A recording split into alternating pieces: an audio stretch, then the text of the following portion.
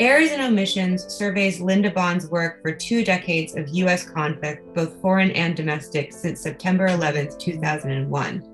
In 15 bodies of work and over 70 pieces, Bond chronicles wars in Afghanistan and Iraq, the Kavanaugh hearings, the Syrian refugee crisis, drone warfare, the Second Amendment, and gun violence. The list goes on. While her content is inherently provocative, she does not force her audience to come to a particular decision. Rather, she uses her studio practice as a method to understand these conflicts on a personal level. She spends several months on each piece, often years on a series that document U.S. history as it develops. At its core, each piece is a long-form meditation, a physical manifestation of Bond's attempts to understand major events of our time. The resulting message is not any opinion the artist holds. The message is for each of us to personally engage with the information. The fact that Bond's work is incredibly beautiful helps to accomplish this goal. The sensitivity of her mark-making and craftsmanship invites the viewer to linger on subjects that may otherwise alienate or repulse. So artists think through their materials in terms of the possibilities of what the materials can do.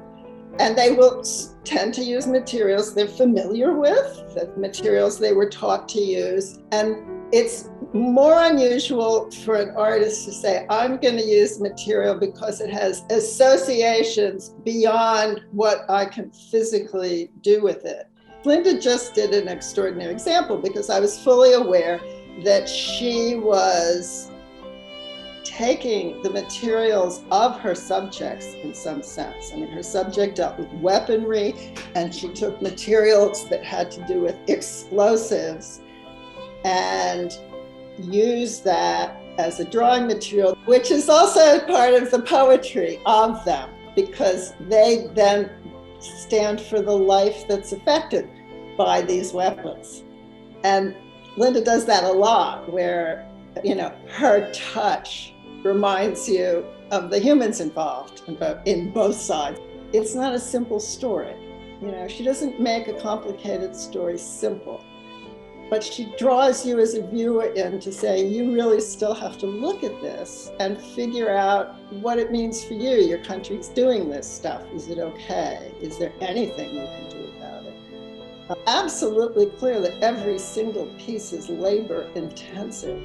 Labor intensive in a kind of way that also bolsters its subject. I really think part of what she's saying is that each of these things is worth that much attention. A lot of younger artists are very interested. We live in a time where younger people are interested in politics. Of course, artists would be inclined to say, what can I do as an artist that supports things that are important to me? So to see somebody involved in doing such subtle and sophisticated work that's sophisticated about the way it's trying to bring complexity to moral issues behind the news is very much, this is consistent with the sort of things we're trying to support in class acts.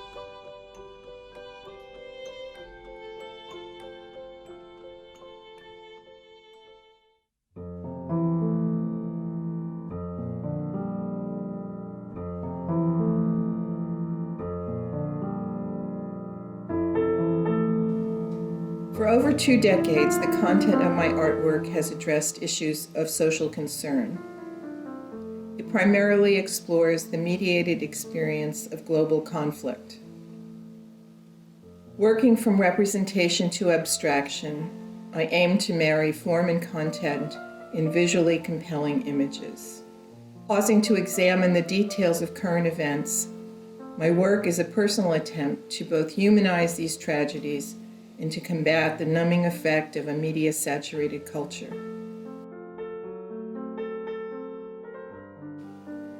Typically, I work on several projects simultaneously, including drawing, installation, film, and video. Using gunpowder and graphite, gouache, blood, embroidery, monoprinting, cut and woven paper, my two-dimensional work chronicles our contemporary post-9/11 world. Installation projects often require years of engagement, sometimes collaborative. These works address the 20-year intervention in Afghanistan, the clandestine drone program in Pakistan, the Syrian refugee crisis, gun violence, and our current political turmoil at home.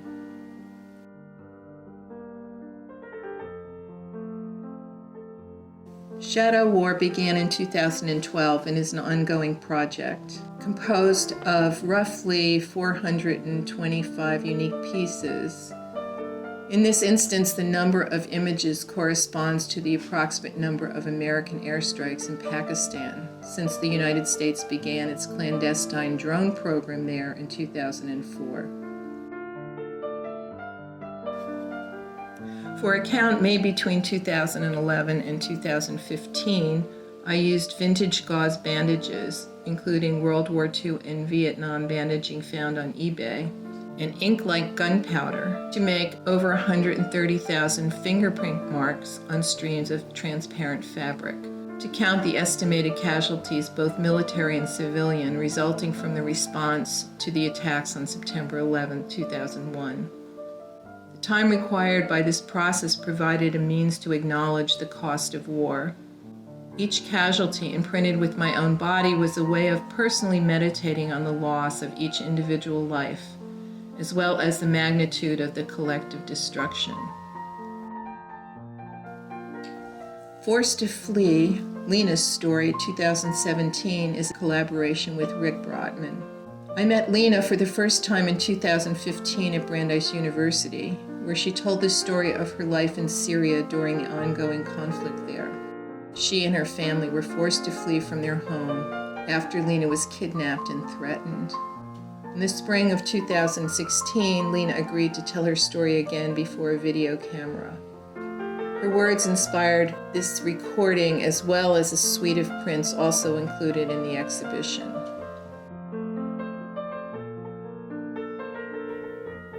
One to One is a project collaboration with women in Afghanistan. The concept for the project stemmed from the notion that the oppression of women and girls in the developing world is the human rights issue of our time. One to One consists of 4 built structures, 3 exhibited here. Fragile, delicate, yet stable, these skeletal woods constructions refer to the framework for progress that women's education can provide.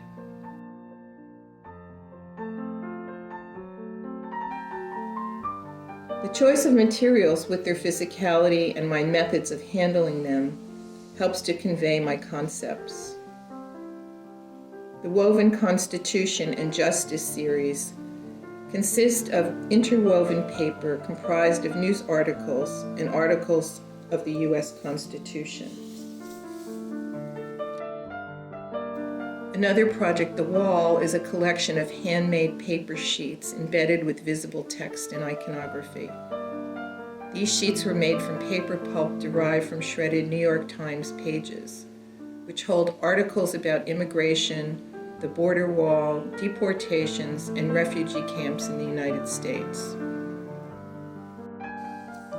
The report is a video collaboration with Rick Brotman, derived from my reading of the complete Mueller report. Highlighted passages and a list of the names mentioned interact with the report pages, organized in a gridded backdrop.